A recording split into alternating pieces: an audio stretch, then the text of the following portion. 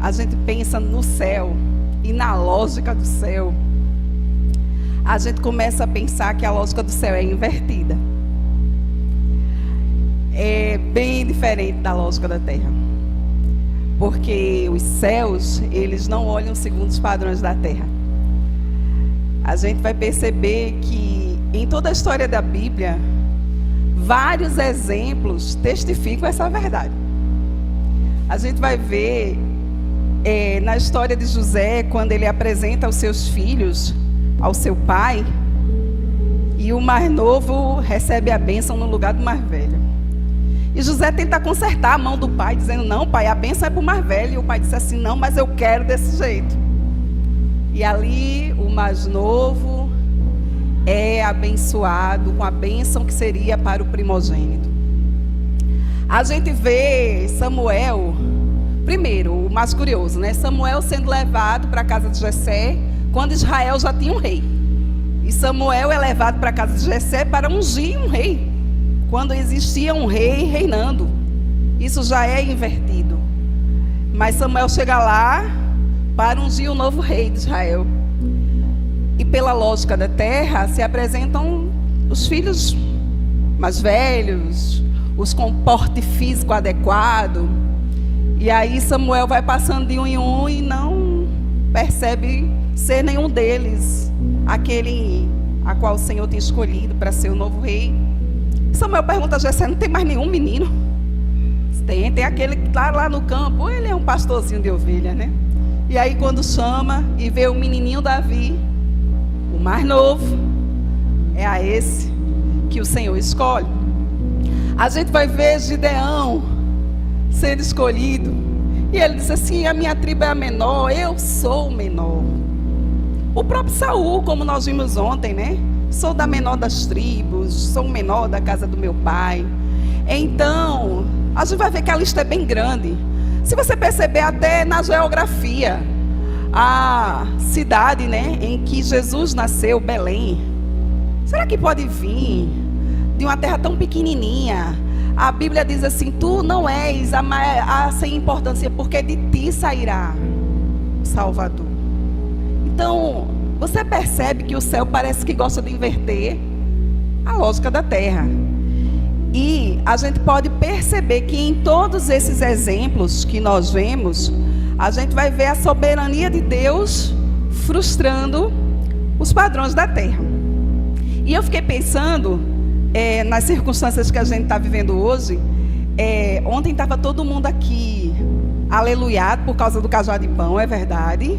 Mas também todo mundo aleluiado por causa do Descende. Descende Brasil 2026. Nós vamos. Depois de muita luta. Mas a verdade, eu estava ouvindo o pastor Theo Hayashi, que é o líder do Descende Brasil, ele falando que ele recebeu essa direção do Senhor de fazer novamente, né, o Descende. E ele disse: eu, na minha lógica, disse assim, vou organizar para fazer naquele eixo que ele fez da primeira vez, né? São Paulo, ali, Distrito Federal. O Senhor disse assim: não. Não é lá que você vai fazer. Agora é no Nordeste. E agora é em Recife. E talvez isso não fizesse muito sentido para a cabeça do pastor Theo. Mas era o destino, era a trajetória do céu. Porque o céu confunde a lógica da terra. O céu escolhe segundo padrões diferentes dos padrões da terra. E eu queria que você abrisse agora sua Bíblia comigo, no livro de Gênesis, no capítulo 25. Nós vamos ler uma história que você conhece bem.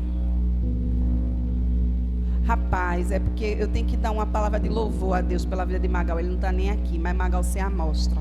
Magal. É porque eu passei e vim para cá, Magal estava pendurado no telhado. Magal, olha, gente, vocês não têm noção. Porque toda vez eu venho aqui e bebo água de coco, e eu amo água de coco. Mas eu amo água com gás, ele botou água com gás para mim. Esse homem vai para o céu com tribo e tudo, gente. Jesus abençoa Magal. Então, Gênesis capítulo 25, a partir do versículo 19. Vamos ler.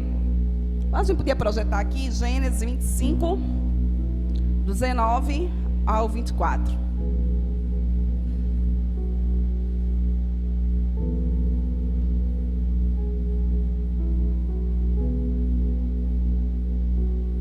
E estas são as gerações de Isaque, filho de Abraão. Abraão gerou a Isaque. E era Isaque da idade de 40 anos, quando tomou por mulher a Rebeca, filha de Betuel, arameu de Padã Arã, irmã de Labão, arameu. E Isaque orou insistentemente ao Senhor por sua mulher, porquanto era estéril. E o Senhor ouviu as suas orações, e Rebeca, sua mulher, concebeu. E os filhos lutavam dentro dela. Então disse: se assim é, por que sou eu assim? E foi perguntar ao Senhor. E o Senhor lhe disse: 2 nações há no teu ventre, e 2 povos se dividirão das tuas entranhas. E um povo será mais forte do que o outro povo, e o maior servirá ao menor. E cumprindo-se os seus dias para dar à luz, eis gêmeos no seu ventre. Amém? Você pode orar mais uma vez comigo? Senhor, nós te bendizemos pela sua palavra, nós te louvamos pela tua bondade, pela revelação de quem tu és através da tua palavra escrita, Pai. E nós queremos te pedir que teu amado Espírito nos traga revelação nessa noite daquilo que o Senhor tem para nos apresentar de Jesus.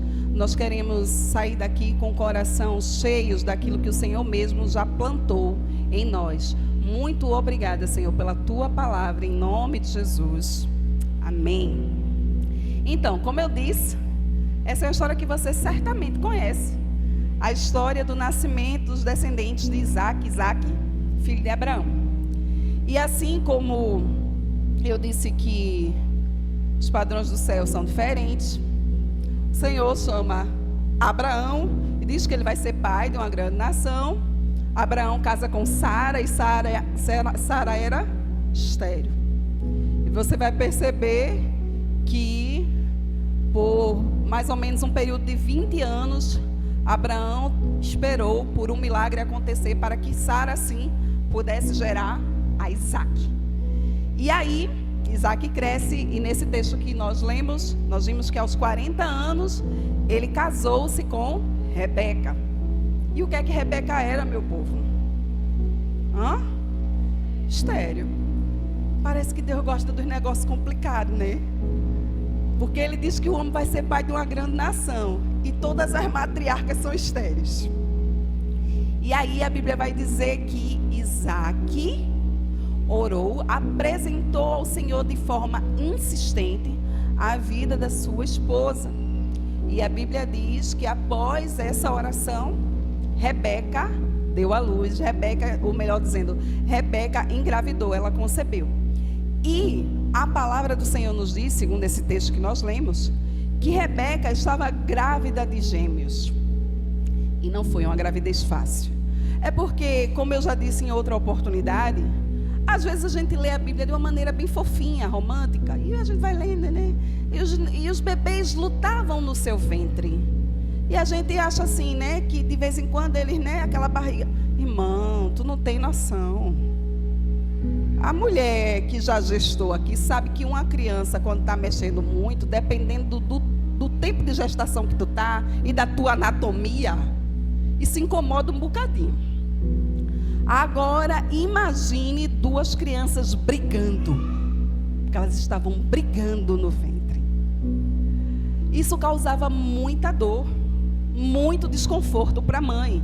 Não foi uma gestação fácil. Eu fico imaginando aquela barriga de Rebeca mexendo daquele jeito. Devia ser assustador, porque às vezes a gente vê a barriga ficando dura, toda para um lado, chega a dar uma agonia quando estava grávida, que o neném ficava todinho do lado.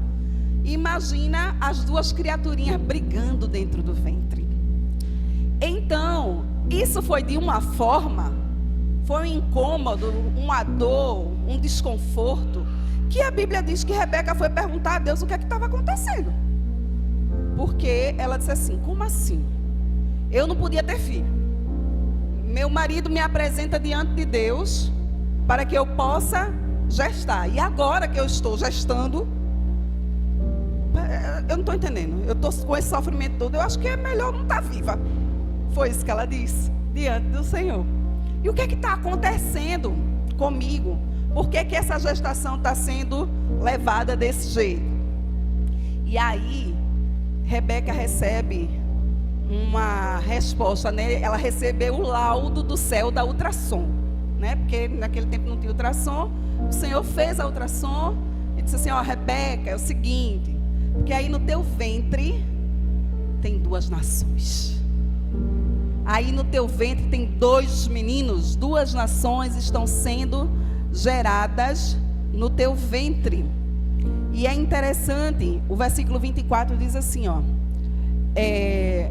verso 23, 2 nações há no teu ventre, 2 povos nascidos de ti se dividirão. Um povo será mais forte que o outro, e o maior servirá ao menor. O maior servirá ao menor. E é sobre essa expressão que eu quero pensar com você. O maior servirá ao menor. O Senhor estava dizendo a Rebeca: você está gerando 2 príncipes. Você está gerando 2 homens valentes na terra. Eles serão 2 nações poderosas na terra. Mas o maior vai servir ao menor. E a gente sabe que aqui no contexto histórico isso se cumpriu, né? Rebeca deu à luz a Esaú e a Jacó. Você conhece a história. Esaú nasceu peludo, vermelhinho, ele chamado também conhecido como Edom. E Isaac, o fofinho, queria nascer primeiro que seu irmão. E a Bíblia diz que ele nasce agarrado no calcanhar do seu irmão. E esse nome, Isaac não, gente, Jacó. Jacó nasce agarrado no calcanhar do seu irmão. E esse nome, Jacó, significa suplantador. Mas você sabe que depois, lá na frente, ele tem um encontro com o Senhor. E ali, depois de brigar com o anjo, que você conhece até aquela musiquinha, né?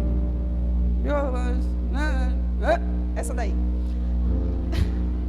E depois de brigar com o anjo, e dos 2 saírem vitoriosos, porque a verdade é essa, que os 2 saírem vitoriosos, o Senhor muda o nome de Jacó.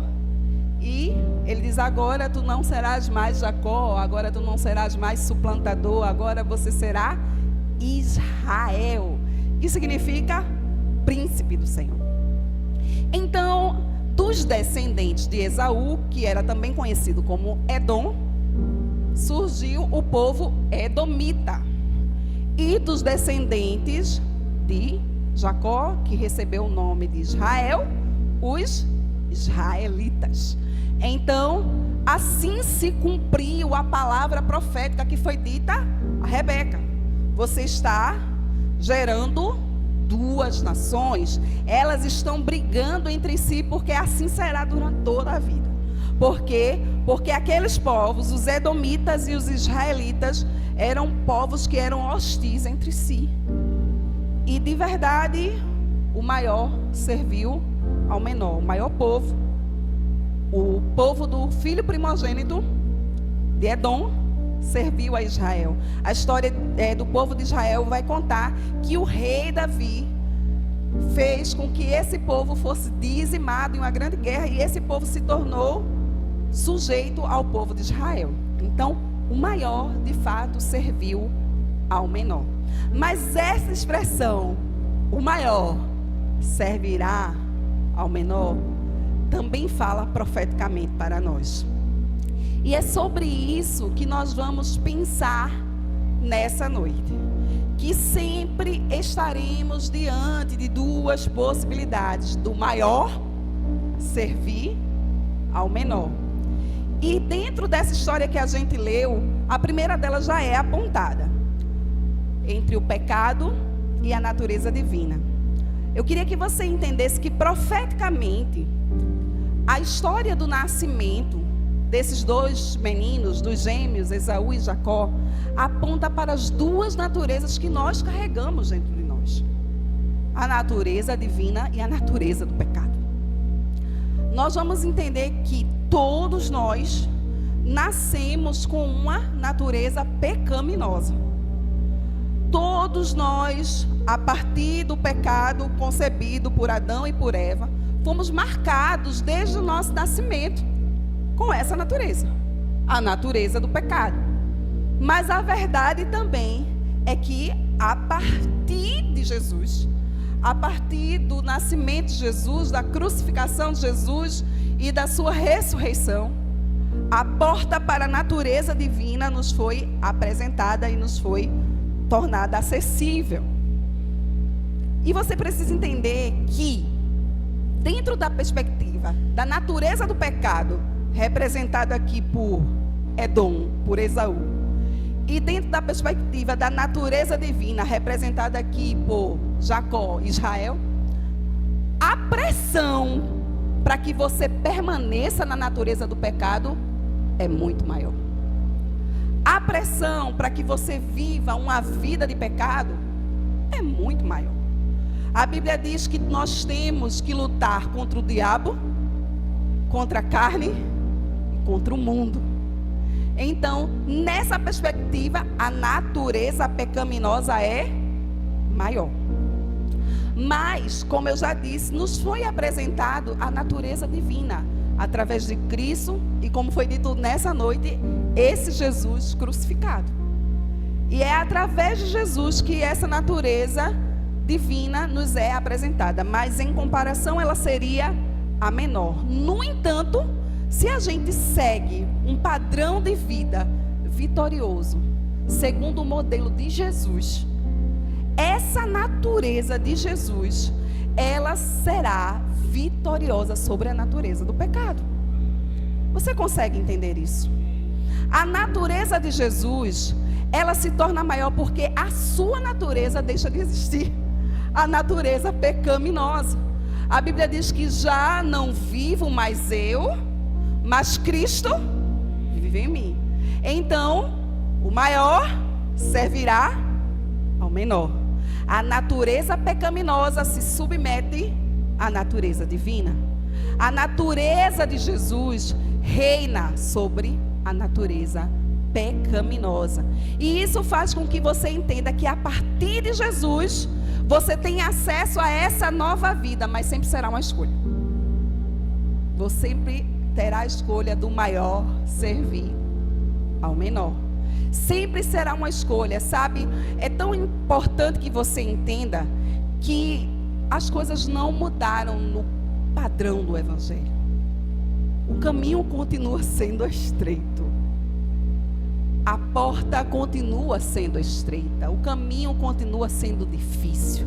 Por mais que seja glorioso viver em Jesus, existem muitas pressões para permanecer nesse caminho. E a verdade é que as vantagens oferecidas por uma vida no mundo, elas são muitas. São muitas. E é importante que você saiba que essa vida com Deus será uma vida de renúncias. E talvez as vantagens que sejam oferecidas aqui, elas sejam maiores, segundo o padrão dessa terra. Mas já nos foi dito aqui que os padrões do céu são diferentes dos padrões da terra. Eles não seguem a mesma lógica. Eles não são da mesma natureza. Porque aqui nós estamos falando do que é carnal. E aqui nós estamos falando do que é espiritual. Aqui nós estamos falando do que é passageiro. E aqui nós estamos falando do que é eterno. Mas você terá uma escolha. Sempre será uma escolha. De ter uma vida abundante ou de ter uma vida entregue ao pecado. Mas a verdade é que quando você decide por Cristo, o maior servirá ao menor. Agora, a segunda escolha que eu quero apresentar para você nessa noite é que você tem uma escolha entre a incredulidade e a fé. Sabe quando foi dito a Rebeca, o maior servirá ao menor, duas nações adentro de você, ela poderia crer ou não naquilo. Era uma escolha dela. E diante de nós também há essa escolha. Mas a verdade é que todos nós nascemos com uma medida de fé que é colocada por Deus no nosso coração. Veja o que nos diz o texto de Romanos, capítulo 12, versículo 3. Pode projetar, por favor?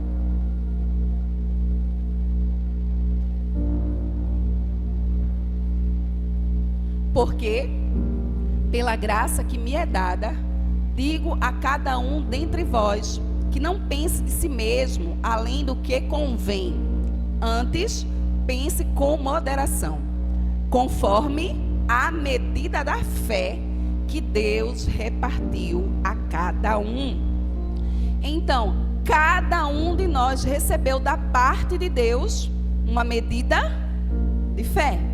Então, eu tenho uma medida de fé, você também tem uma medida de fé. E é interessante pensar nessa fé, porque a Bíblia faz comparação da fé, em alguns textos, como um grão de mostarda. A Bíblia nos fala que a fé pode ser semelhante a um grão de mostarda. E como você sabe, se você já teve a oportunidade de ver, o grão de mostarda é o menor grão das hortaliças. Ele é bem pequenininho. Então nós estamos falando de algo que é menor, a fé.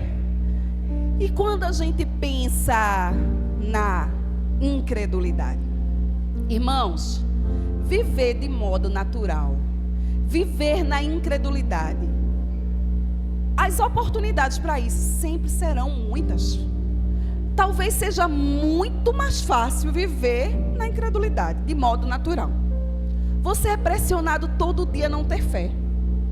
Você é pressionado todo dia a ter uma vida natural. Você é pressionado todo dia a acordar, levantar, ir para o seu trabalho e viver aquela rotina de sempre. Sim ou não? Sim. Nós somos pressionados a viver no natural. As pressões para a gente viver uma vida de incredulidade, na naturalidade, esquecendo-se do sobrenatural, é muito maior. Nós vivemos uma vida que nos pressiona a viver por vista. É assim que acontece. Meus irmãos, nós vamos num médico e a gente escuta um diagnóstico que não é muito interessante para nós, aquilo já nos pressiona. De repente nós estamos passando por problemas financeiros, por situações adversas, somos pressionados. Tantas situações que nos vêm de uma maneira, como é que eu posso dizer, que nós somos pegos de surpresa e a gente é pressionado a agir no natural. Então, diante da fé, a incredulidade torna-se maior, porque a fé é semelhante a um grão de mostarda e as pressões para a gente viver no natural são muitas. Mas sabe o que é interessante te dizer? É que a Bíblia também fala dessa fé como um grão de mostarda, lá em Mateus capítulo 17, versículo 20. Mateus 17, 20.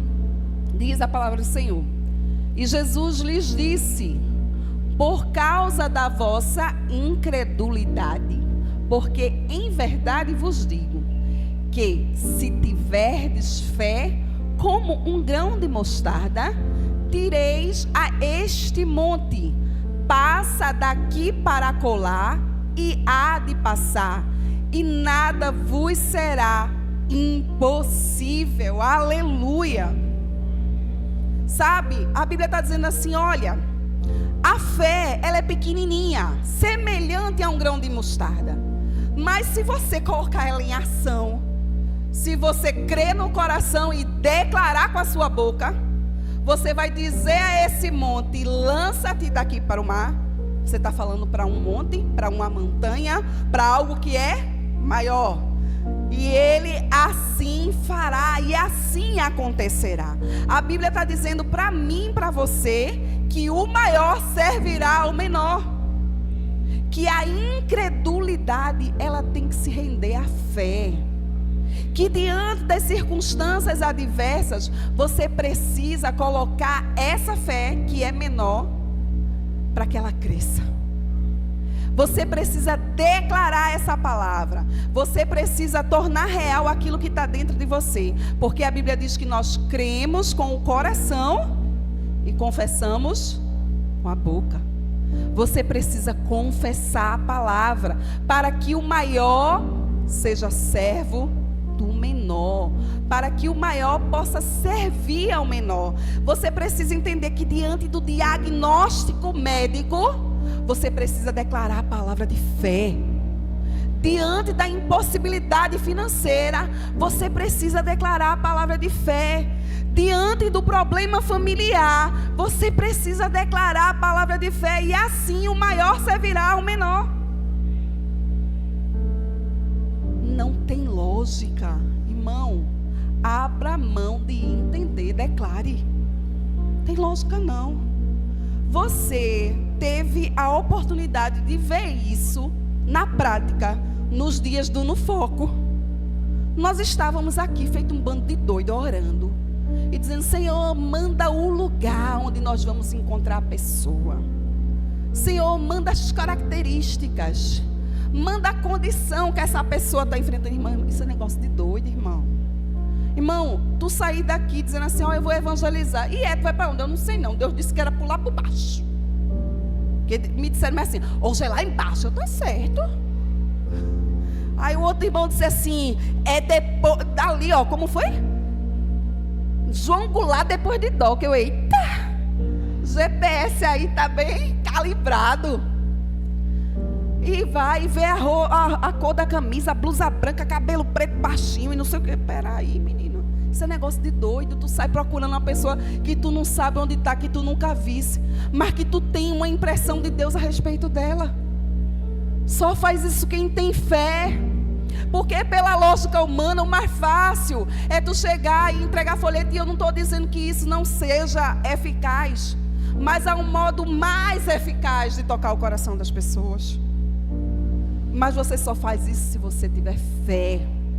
Porque se você for agir na incredulidade ou no natural, você vai fazer coisas que você tem controle. Porque a gente gosta de controle. A gente gosta de saber, vai terminar de que horas? Não é assim que os crentes dizem?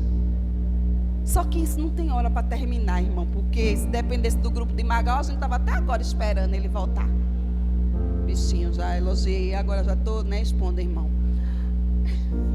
Mas a verdade é que a gente perde o controle quando nós somos guiados por fé, quando nós somos dirigidos pelo Espírito. Então, você precisa escolher qual é o tipo de vida que você vai querer ter.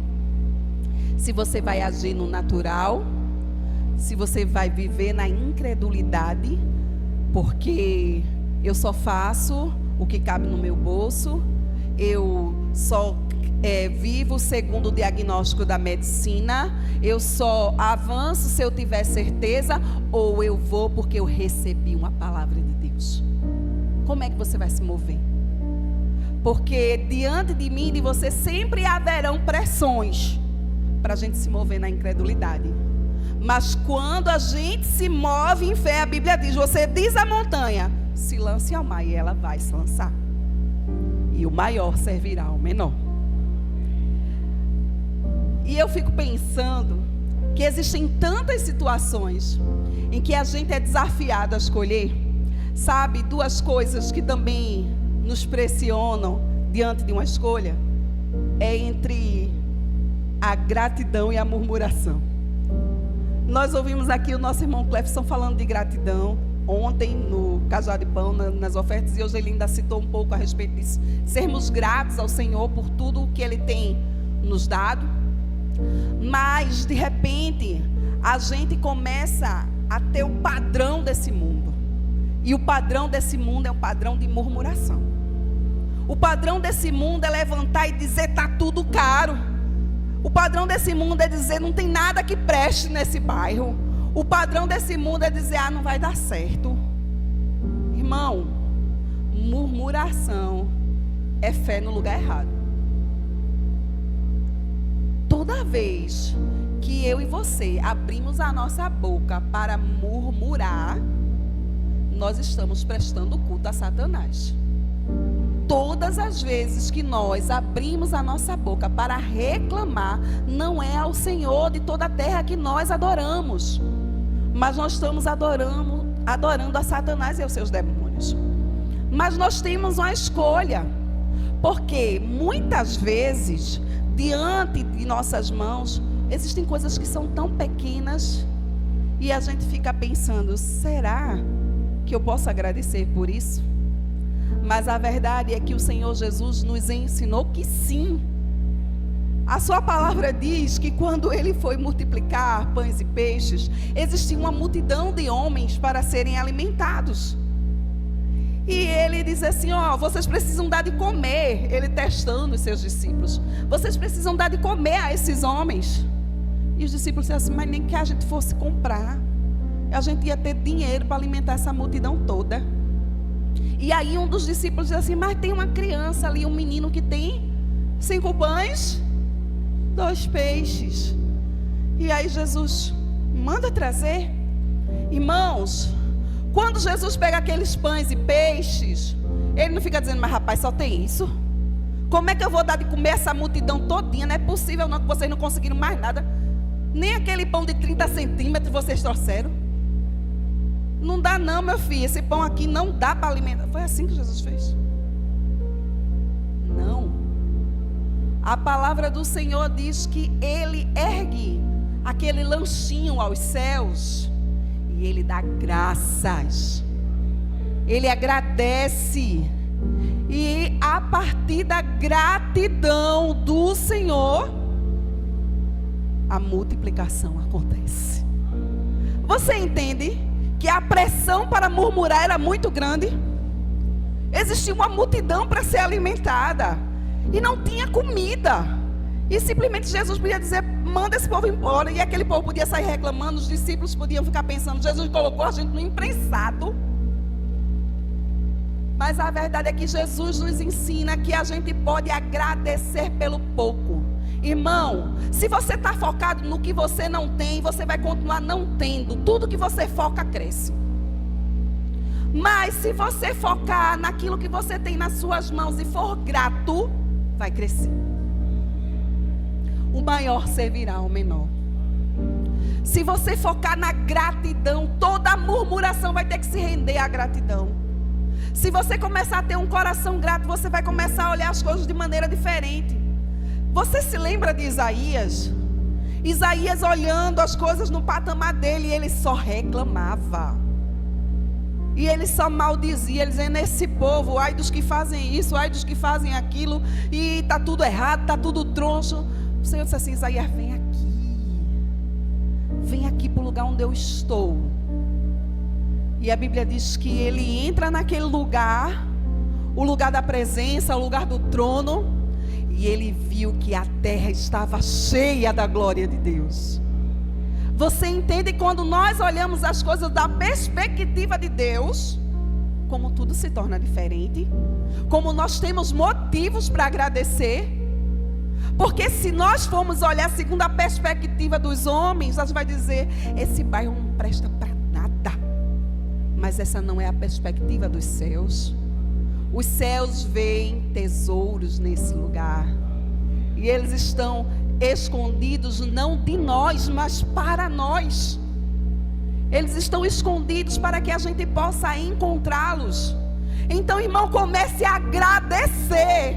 Senhor, muito obrigado porque o Senhor me plantou nesse lugar. Senhor, muito obrigado porque o Senhor me colocou para fazer aqui a diferença. Senhor, muito obrigado por cada pessoa que o Senhor me dá a oportunidade de amar. O maior servirá ao menor.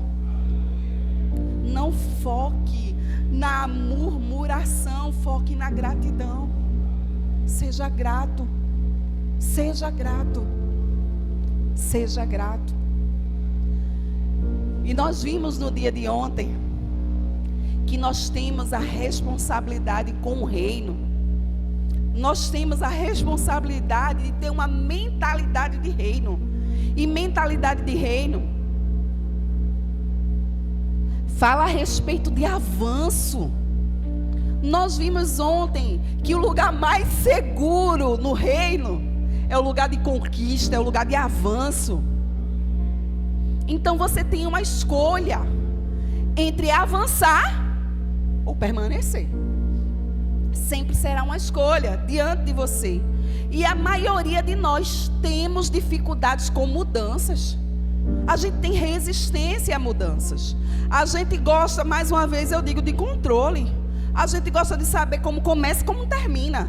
A gente gosta da rotina, de dominar aquilo ali. Mas a verdade é que diante do avanço, a gente não tem o que é palpável em nossas mãos. Muitas vezes a gente só tem uma palavra. Então, as pressões para que a gente permaneça onde a gente está, sempre será maior. As pressões para dizer, deixa quieto, não inventa essa moda não. Menino, tu tá ficando doido de inventar isso, é? Como a gente diz por aqui, tu tá procurando sarna para se coçar? Não é assim que a gente fala? Porque às vezes a vidinha tá bem boinha, né? Aí de repente um negócio começa a falar aqui com você, como vocês gostam de dizer, um negócio. Aí você, não. Jesus está tão bonitinho aqui, rapaz, não inventa isso não. Para que isso, né, pastor? Mas a verdade é que a pressão para você permanecer vai ser grande. Vai chegar assim, ó. Faço isso não. Que história é essa, pastor? Que invenção é essa? E a gente vai ter que escolher se a gente vai permanecer ou se a gente vai avançar. Mas como nós ouvimos ontem, nós não servimos a um Deus que nos chamou para manter. Manutenção não é uma palavra no reino de Deus. A palavra do reino de Deus é avanço.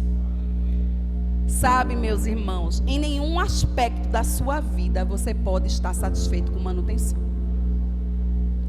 Porque às vezes a gente chega, como a gente chama, naquele platô e a gente acha que está bom. Ah, porque eu já aprendi isso, eu já passei pelo trilho, todo mundo da escola de líderes. Não passou não, que ele ainda não acabou não, viu? Nem inventa essa moda aqui que nem pega. Mas já estudei tudo o que eu tinha que estudar, já fiz o que eu tinha que fazer. Eu já estou velho. Está repreendido em nome de Jesus, porque o povo gosta de dizer isso, eu já estou velho demais para isso.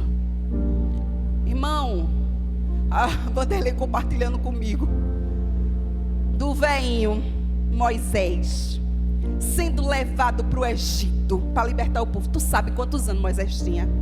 80. A coisa linda de Jesus com 80 anos, sendo libertador do povo. Então para de dizer que tu está velho demais para avançar. Porque o reino de Deus é avanço. O reino de Deus é conquista. Mas você vai precisar escolher se você vai querer ficar na linha da acomodação, da permanência, ou se você vai seguir avançando. E eu vou te dizer, a pressão para você ficar aqui e não avançar é maior. Irmão, tu vai ser pressionado por tu mesmo. Tem um bocado de cachorrinho do medo latindo aqui dentro de tu.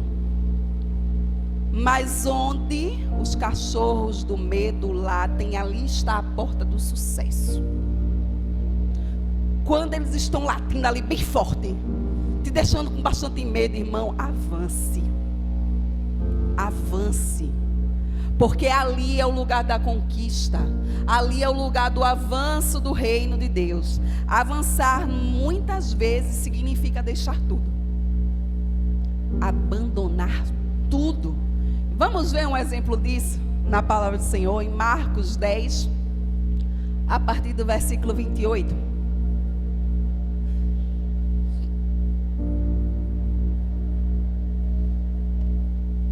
Marcos 10, do 28 ao 30.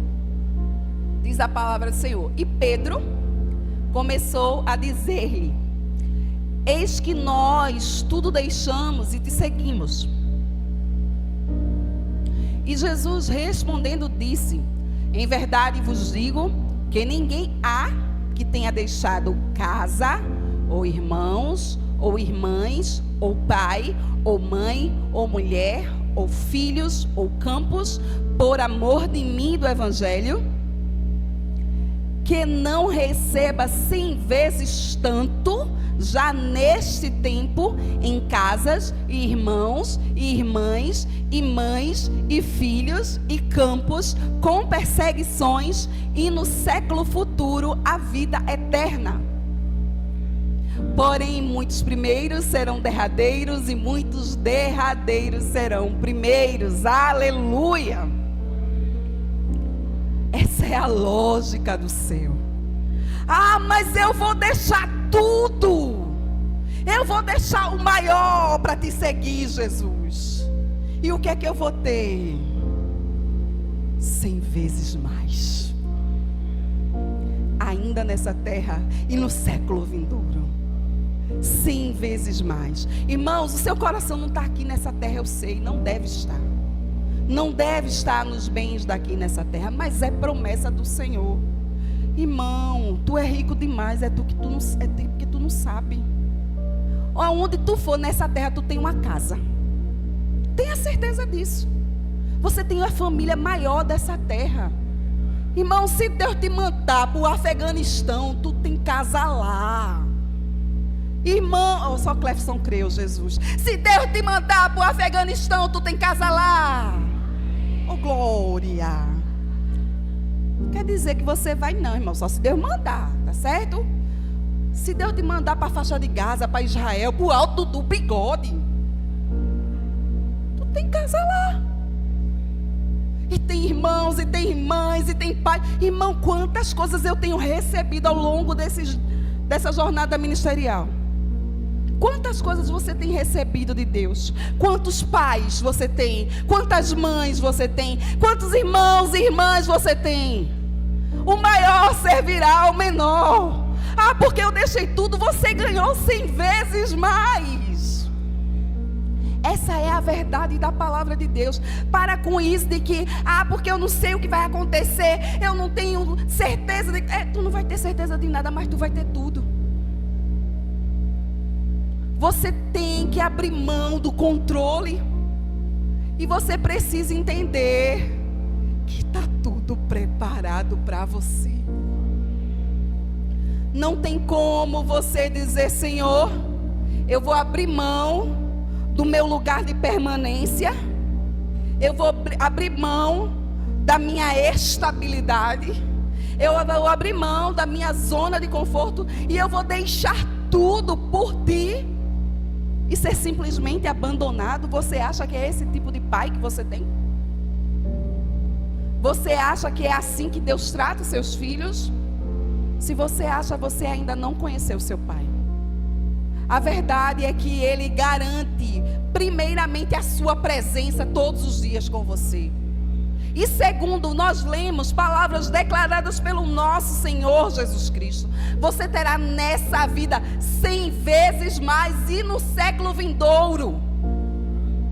Então, tudo que você considera precioso, você precisa fazer que nem aquele homem da parábola. Você achou um tesouro. Você precisa vender tudo para comprar esse campo onde está esse tesouro. Para comprar essa pérola preciosa. Irmãos, há tanto para viver e conhecer do reino, mas você precisa escolher o que você quer viver. Sabe, não tem coisa pior do que um crente morno. Jesus disse que a esse ele vai vomitar. No sentido de que ele não cumpre o propósito dele. Sabe, quando o Senhor estava falando ali sobre melhor que fosse frio ou que fosse quente, é porque a água fria e a água quente, elas cumpriam para um propósito. Águas frias, elas traziam refrigério, e as águas quentes, elas traziam cura. Mas as águas mornas, elas só causavam náusea. Irmão, você precisa servir ao propósito para o qual você foi criado. E o meu convite hoje para você é que você saia dessa sua vida de manutenção. É que você saia dessa sua vida de controle. Há tantos controladores aqui. tanta gente que gosta de segurança aqui. Há tanta gente que há tantos anos faz essa oração de manutenção. Senhor, abençoa a minha casa, a minha família, os meus projetos. Irmãos, não tem problema nenhum você orar por isso. Mas o reino de Deus não é só isso. Há muito mais para viver. Há muito mais para conhecer e avançar. Mas você precisa escolher. E se você fizer a escolha certa, o maior servirá ao menor. Você pode ficar de pé no seu lugar?